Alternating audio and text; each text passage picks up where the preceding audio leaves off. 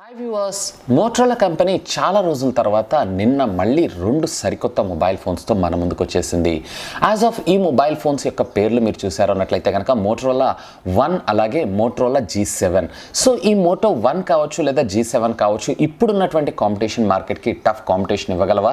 అలాగే ఈ mobile phones యొక్క ప్రైస్ ఏంటి, వీటి స్పెసిఫికేషన్స్ ఏ విధంగా తీసుకొచ్చారు, అలాగే వీటి అవైలబిలిటీతో పాటు ఏ మొబైల్ ఫోన్స్కి ఇవి కాంపిటీషన్ ఇవ్వగలవు అనేటువంటి కంప్లీట్ ఇన్ఫర్మేషన్ అంతా కూడా ఈ వీడియోలో మీతో నేను ఇన్డెప్త్గా డిస్కస్ చేయబోతున్నాను. సో ఆలస్యం చేయకుండా స్టార్ట్ చేసేద్దామా? Hi, this is Vasu again signing in. Welcome to my channel Vasu tech vlogs. Lenovo owned company అయినటువంటి మోటరోలా చాలా కాలం తర్వాత బడ్జెట్లో మనకు ఫోన్స్ తీసుకొచ్చాయని చెప్పి వీళ్ళు టోటలీ 2 డిఫరెంట్ మొబైల్ ఫోన్ మోడల్స్ని మన ఇండియన్ మార్కెట్లోకి అయితే నిన్న లాంచ్ చేయడం జరిగింది. దీంట్లో మొదటిది వచ్చేటప్పటికే మోటో G7, అలాగే రెండోది వచ్చేటప్పటికే మోటో 1. సో దీంట్లో మోటో G1 అంటే ఈ ఈవెంట్లో వీళ్ళు టోటల్గా మనకి మోటో G7 అలాగే G7 ప్లస్ని లాంచ్ చేస్తారనుకున్నాను, కానీ వీళ్ళు కేవలం మోటో G7తో మోటో 1 అని ఇంకొక మొబైల్ ఫోన్ అయితే తీసుకొని రావడం జరిగింది. సో దీంట్లో మనం మోటో 1కి సంబంధించినటువంటి స్పెసిఫికేషన్స్ చూసేద్దాం. సో మొదటిగా దీని యొక్క ప్రాసెసర్ డీటెయిల్స్ మీరు చూసారు అన్నట్లయితే కనుక ఇది వచ్చేటప్పటికే క్వాల్కమ్ స్నాప్డ్రాగన్ 625 ప్రాసెసర్తో మన ముందుకు రావడం జరుగుతుంది. ఆక్టా కోర్, అది కూడా 2.0 GHz క్లాక్ స్పీడ్ మీద ఇది వర్క్ చేయడం జరుగుతూ ఉంటుంది. ఇక ర్యామ్ విషయానికి వచ్చారు అన్నట్లయితే కనుక LPX DDR4 ర్యామ్ని ఇందులో ఇంప్లిమెంట్ చేశారు. అండ్ దీంతో పాటుగా మనకి 64 GB ఇంటర్నల్ స్టోరేజ్ మెమరీని మన ముందుకు తీసుకొచ్చేశారు. ఇకపోతే మీరు మెమరీ కార్డ్ సహాయంతో అప్ టు 256 GB దాకా మీరు మెమరీ కార్డ్ని అయితే ఎక్స్పాండ్ చేసుకోవచ్చు.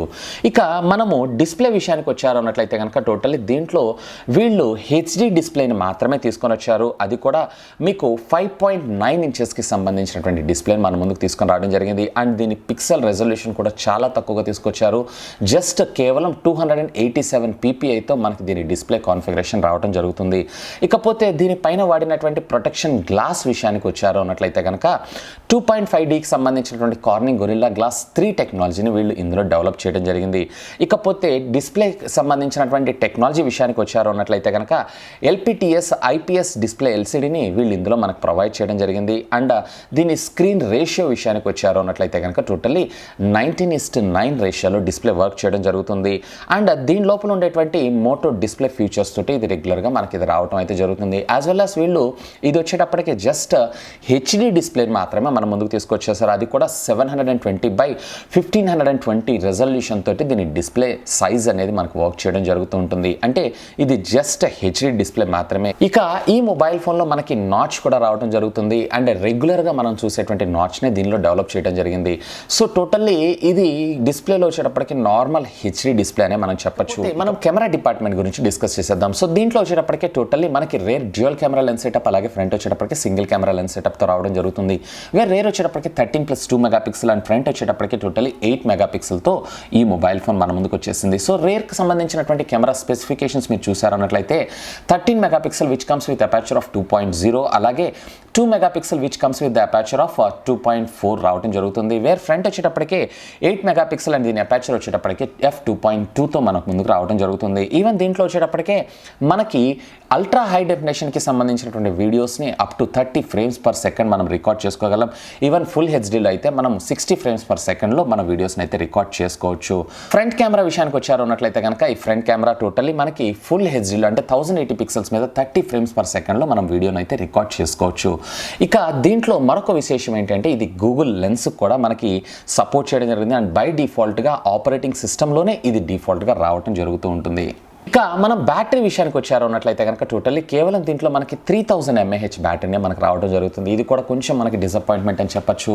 ఇక దీంట్లో మనకి ఫాస్ట్ ఛార్జింగ్ టెక్నాలజీ అయితే ఉంది. అంటే మోటోకి సంబంధించినటువంటి టర్బో చార్జ్ సపోర్ట్ తీసుకుని రావడంతో పాటు దీంట్లో మనకి అవుట్ ఆఫ్ ద బాక్స్ వీళ్ళు 15 వాట్స్ ఫాస్ట్ ఛార్జర్ని కూడా ప్రొవైడ్ చేశారు. అండ్ కమ్యూనికేషన్ పోర్ట్ వచ్చేటప్పటికే USB Type-C మనకు రావడం జరుగుతుంది. అండ్ దీంట్లోనే మరొక విశేషం ఏంటి అంటే కనుక మీరు మోటో టర్బో ఛార్జర్ తోటి ఛార్జ్ చేసుకున్నారు అన్నట్లయితే కేవలం మీరు 20 నిమిషాలు ఛార్జ్ చేస్తే చాలు 6 అవర్స్ బ్యాటరీ బ్యాకప్ రావడం జరుగుతుంది. ఇది ఒకటి మంచి విషయం అని మనం చెప్పుకోవచ్చు. ఇక మనం దీనిలోకి సంబంధించినటువంటి కమ్యూనికేషన్ పోర్ట్స్ విషయానికి వచ్చారు అన్నట్లయితే ఛార్జింగ్ వచ్చేటప్పటికి మనకి ఇందాక చెప్పినట్లుగా USB Type-C రావడం జరుగుతుంది. అలాగే స్టాండర్డ్ 3.5mm జాక్ని ఏదైతే ఉందో అది కూడా మనకి ఇందులో ప్రొవైడ్ చేశారు. అండ్ దీంతో పాటుగా మనకి సిమ్ కార్డ్ స్లాట్ కూడా డ్యూయల్ సిమ్ కార్డ్ సపోర్ట్ని తీసుకొచ్చారు. అండ్ దీంట్లో వచ్చేటప్పటికే డెడికేటెడ్ మెమరీ కార్డ్ స్లాట్ని కూడా మనకు వీళ్ళు తీసుకొని వచ్చారు. అంటే నార్మల్గా ఉండేటువంటి హైబ్రిడ్ స్లాట్ కాకుండా డెడికేటెడ్ మెమరీ మెమరీ కార్డ్ స్లాట్ని మనకి ఇందులో ప్రొవైడ్ చేస్తున్నారు.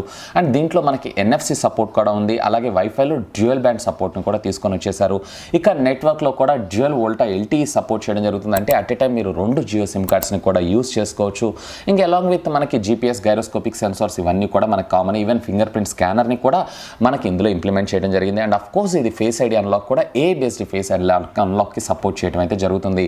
ఇక అవుట్ ఆఫ్ ద బాక్స్ మనకి ఇది ఆండ్రాయిడ్ పై ఆపరేటింగ్ సిస్టమ్తో రావడం జరుగుతుంది. అండ్ ఇది కూడా మనకి ఆండ్రాయిడ్ 1 ఆపరేటింగ్ సిస్టమ్ సపోర్ట్ చేయడం విశేషం. అండ్ వీటితో పాటు అదనంగా మనకి దీంట్లో కొత్తగా తెచ్చినటువంటి కొత్త ఫీచర్స్ ఏంటి అన్నట్లయితే కనుక ఇది డాల్బీ సౌండ్కి సపోర్ట్ చేయడం జరుగుతుంది. అండ్ దీంతో పాటుగా మీకు వీళ్ళు స్ప్లాష్ రెసిస్టెంట్ అంటే వాటర్ రెసిస్టెంట్ అనేది తీసుకొని రావట్లేదు, స్ప్రిల్ రెసిస్టెంట్కి సంబంధించినటువంటి టెక్నాలజీ గ్లూ తోటి దీన్ని ఫిక్స్ చేయడం వల్ల వాటర్ పడ్డా కానీ దీని మీద డ్యామేజ్ అయ్యేటువంటి అవకాశాలు అయితే చాలా తక్కువ. అండ్ గుర్తుపెట్టుకోండి, ఇది టోటలీ వాటర్ రెసిస్టెంట్ అయితే కాదు, ఇది జస్ట్ స్ప్రిల్ ప్రూఫ్. అంటే పొరపాటున ఏదన్నా చేజారి వాటర్ దాని మీద పడ్డప్పుడు మాత్రమే ఇది మనకి ప్రెసెస్ చేయడం జరుగుతుంది ఉంటుంది. That's it. ఇక ఫైనల్గా ఈ మొబైల్ ఫోన్కి సంబంధించినటువంటి ప్రైస్ విషయానికి వచ్చేసేద్దాం. ఇదైతే ఆల్మోస్ట్ ఆల్ ఓవర్ హైక్డ్గా ఉందని చెప్పొచ్చు. వీళ్ళు ఈ ఫోన్ని మన ముందుకి 13,999 రూపాయలకి తీసుకొని వచ్చారు. నన్ను అడిగితే అసలు ఈ ఫోన్ని 14,000 రూపీస్కి పర్చేజ్ చేసేదానికన్నా దీనికన్నా మనము రెడ్మీ నోట్ 7 ప్రోకి వెళ్ళిపోవచ్చు.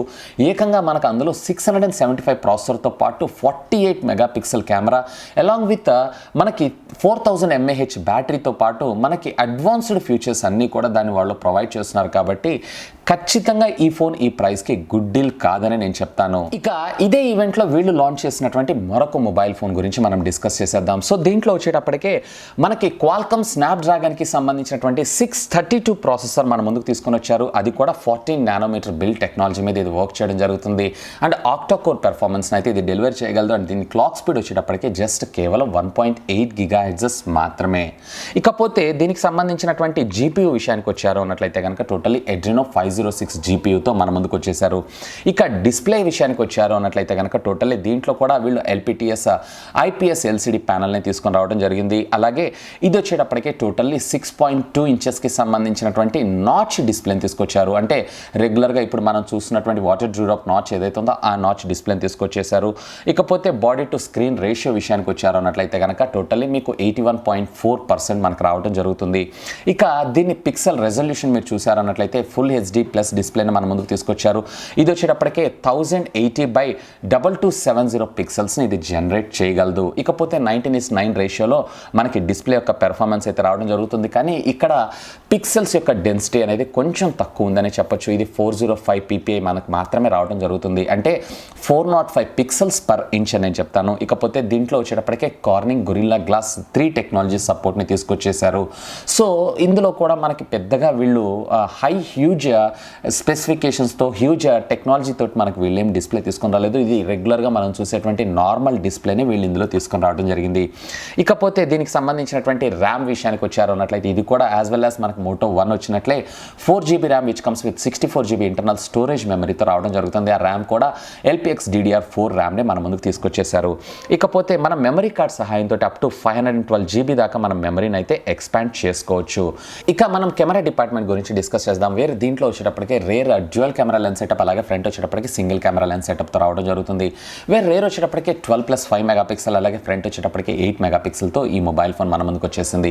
సో దీంట్లో వచ్చేటప్పటికి మనకి అప్ టు 4K దాకా వీడియో రికార్డింగ్ అయితే ఇది సపోర్ట్ చేయడం జరుగుతుంది. అది కూడా 30 frames per second మనకు సపోర్ట్ చేయడం జరుగుతుంది. ఇక మనం దీంట్లో బ్యాటరీ డిపార్ట్మెంట్ గురించి డిస్కస్ చేద్దాం. వేరే మనకి మోటో 1లో ఏ విధంగా అయితే వీళ్ళు 3000 mAh బ్యాటరీని ప్రొవైడ్ చేశారో అదే విధంగా ఇందులో కూడా మనకి 3000 mAh బ్యాటరీని ప్రొవైడ్ చేశారు. కాకపోతే ఇక్కడ అవుట్ ఆఫ్ ద బాక్స్ మనకి ఫాస్ట్ ఛార్జర్ని కూడా ప్రొవైడ్ చేశారు, మోటో టర్బో ఛార్జర్ని. అండ్ దీంట్లో మనకి USB Type-C కమ్యూనికేషన్ పోర్ట్తో మనకి ఇది రావడం జరుగుతుంది. వేరే మీరు టోటల్లీ 15 minutes కనుక మీ మొబైల్ ఫోన్ని ఛార్జ్ చేశారు అన్నట్టయితే అప్రాక్సిమేట్లీ 9 hours ఆఫ్ ఛార్జింగ్ని ఇది డెలివరీ చేయగలరు. అంటే బ్యాకప్ని ఇది మనకి డెలివరీ చేయగలదు. And all day battery life తోటి దీన్ని డిజైన్ చేయడం అయితే జరిగింది. ఇకపోతే దీనికి సంబంధించినటువంటి కనెక్టివిటీ విషయానికి వచ్చారు అన్నట్లయితే టోటల్లీ వైఫైలో డ్యూయల్ బ్యాండ్ మనకు సపోర్ట్ చేయడం జరుగుతుంది. అలాగే బ్లూటూత్లో 4.2 టెక్నాలజీ ఇది సపోర్ట్ సపోర్ట్ చేయడం జరుగుతుంది. అండ్ దీంతో పాటు మనకి NFC సపోర్ట్ అయితే దీనిలో తీసుకొని రాలేదు, కానీ టోటల్లీ లొకేషన్ సర్వీసెస్ అంటే GPS, గైరోస్కోపిక్ సెన్సార్స్ ఇట్లాంటి సెన్సార్స్ అన్నిటిని అయితే దీనిలో ఫుల్ ప్లెజ్డ్గా ప్రొవైడ్ చేస్తారండి. ఇది ఫింగర్ ప్రింట్ అన్లాక్తో పాటు ఫేస్ ఐడి కూడా సపోర్ట్ చేస్తుంది. అండ్ దీంట్లో వచ్చేటప్పటికే డ్యూయల్ నానో సిమ్ సపోర్ట్ అయితే తీసుకొచ్చారు. అండ్ అట్ ఏ టైం మీరు 2 జియో సిమ్ కార్డ్స్ని కూడా మీరు యూజ్ చేసుకోగలరు. అలాగే దీంట్లో మనం ఎడిషనల్గా స్పెషల్ ఫీచర్స్ గురించి చూసారన్నట్లయితే కనుక ఇది కూడా మనకి డాల్బీ ఆడియో సపోర్ట్ చేయడం జరుగుతుంది. అలాగే USB Type-Cకి సంబంధించినటువంటి కమ్యూనికేషన్ పోర్ట్తో పాటు మనకి స్టాండర్డ్ 3.5mm ఆడియో జాక్ కూడా రావడం జరుగుతుంది. అండ్ దీంతో పాటుగా ఇందులో వచ్చేటప్పటికి మనకి గూగుల్ లెన్స్ అనేది బై డిఫాల్ట్గా రావడం జరుగుతుంది. అండ్ ఇది టోటల్లీ Android 1 ఆపరేటింగ్ సిస్టమ్తో సపోర్ట్ చేయడం జరుగుతుంది. అంటే దీనికి సంబంధించినటువంటి సెక్యూరిటీ ప్యాచెస్ అన్ని డైరెక్ట్గా మనకి ఆండ్రాయిడ్ అంటే గూగుల్ నుంచే రావడం జరుగుతుంది. అలాగే దీంట్లో కూడా మనకి Moto 1లో ఎలా అయితే సపోర్ట్ చేస్తుందంటే స్ప్లాట్ రెసిస్టెంట్ లాగా ఇందులో కూడా మనకి స్ప్లాష్ రెసిస్టెంట్ సపోర్ట్ని తీసుకొచ్చేసారు. అంటే ఇది ప్యూర్లీ వాటర్ రెసిస్టెంట్ అయితే కాదు, స్ప్రిల్ రెసిస్టెంట్. అంటే పొరపాటున ఎప్పుడైనా చేజారి మన చేతిలో నుంచి ఏదైనా లిక్విడ్ ఐటమ్స్ ఈ మొబైల్ ఫోన్ మీద పడ్డా కానీ ఇందులోకి వాటర్ చేరుకోవడానికి చాలా కొంచెం టైం పడుతుంది. సో దీనివల్ల మన మొబైల్ ఫోన్ అనేది ఎప్పుడైనా పొరపాటున చేజారి వాటర్లో పడ్డా లేదా ఏదైనా లిక్విడ్ డ్యామేజ్ అయినా కానీ మొబైల్ ఫోన్ డ్యామేజ్ అయ్యేటువంటి అవకాశాలు కూడా చాలా తక్కువ అని చెప్తాను. ఇక ఫైనల్గా మనం ప్రైస్ విషయానికి వచ్చేసేద్దాం. సో దీంట్లో కూడా అసలు ఈ మోటరోలా కంపెనీ ఎందుకు ఇంత ఓవర్ హైక్డ్ ప్రైస్ తీసుకొస్తున్నారో అలాగే లెస్ కాన్ఫిగరేషన్తో అనేది ఈరోజు కూడా మనకు అర్థం కాని విషయం. అండ్ ఈ ఫోన్ వచ్చేటప్పటికి మనకి టోటల్గా 16,999 రూపీస్ అంటే 17,000 రూపీస్కి మనకి దొరకడం జరుగుతుంది. వేర్ దీనికన్నా మనకి షామీ రెడ్మీ నోట్ 7 Pro ఏదైతే ఉందో అది బెటర్ చాయిస్ అవుతుంది. లేదా దీనికన్నా మనం ఇంకొక 3,000 రూపీస్ బేర్ చేసుకున్నాం అన్నట్లయితే కనుక Samsung A50 మొబైల్ ఫోన్ వస్తుంది. ఇంకా దీనికన్నా బెటర్గా అవి పెర్ఫామ్ చేయగలదు. అండ్ కెమెరా విషయాలలో కూడా రెడ్మీ నోట్ 7 కానీ అలాగే A50 కానీ ఇంకా అద్భుతంగా పనిచేసి ఈవెన్ రెడ్మీ నోట్ 7 Proలో మీకు వచ్చేటప్పటికి టోటల్లీ 48 మెగాపిక్సెల్ కెమెరా రావడం జరుగుతూ ఉంటుంది. సో నన్ను అడిగితే ఇది కూడా బెటర్ చాయిస్ కాదని నేను చెప్తాను. కానీ ఈ మొబైల్ ఫోన్స్ని మనం యూజ్ చేసిన తర్వాత దీని పెర్ఫార్మెన్స్ని బేస్ చేసుకొని కంప్లీట్ ఇన్ఫర్మేషన్ అయితే మనం ప్రొవైడ్ చేయగలం. అఫ్కోర్స్ మీ అందరి కోసం ఈ మొబైల్ ఫోన్స్కి సంబంధించినటువంటి కంప్లీట్ అన్బాక్సింగ్ అండ్ రివ్యూస్ కూడా నా ఛానల్లో అతి త్వరలో తీసుకొస్తాను. ఇక ఈ మొబైల్ ఫోన్స్కి సంబంధించినటువంటి అవైలబిలిటీ విషయానికి వచ్చారు అన్నట్లయితే ఇవి నిన్నటి నుంచే మనకి ఆన్లైన్ అలాగే ఆఫ్లైన్ అలాగే అన్ని మోటో హబ్స్లో కూడా ఈ ఫోన్స్ దొరుకుతున్నాయి.